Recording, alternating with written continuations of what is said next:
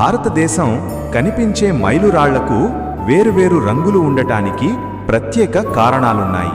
ఆ రంగుల వెనక ఉన్న అర్థమేమిటో ఇక్కడ తెలుసుకోండి. మైలురాళ్ల రంగుల ప్రాముఖ్యత. పసుపు రంగు. మైలురాయి పైభాగం పసుపు రంగులో ఉంటే మీరు జాతీయ రహదారిపై ప్రయాణిస్తున్నారని అర్థం. వీటి నిర్వహణ బాధ్యత కేంద్ర ప్రభుత్వం చూసుకుంటుంది. ఆకుపచ్చ రంగు.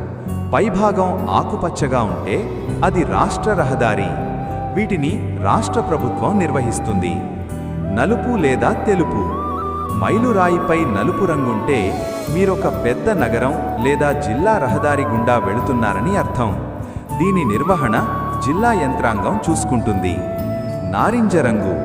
ఇది గ్రామీణ రహదారిని సూచిస్తుంది. సాధారణంగా ఇవి ప్రధానమంత్రి గ్రామ సడక్ యోజన కింద నిర్మించిన రోడ్లు. ఇతర మౌలిక సదుపాయాలు. ఎరుపు. రైల్వే లైన్లకు సమీపంలో వీటిని ఉపయోగిస్తారు. నీలం. విమానాశ్రయాలకు దారి చూపే సూచికలకు ఉపయోగిస్తారు. గోధుమ రంగు. ఓడరేవులకు సంబంధించిన సూచికలకు ఉపయోగిస్తారు. బూడిద రంగు. వంతెనల వద్ద వీటిని ఉపయోగిస్తారు.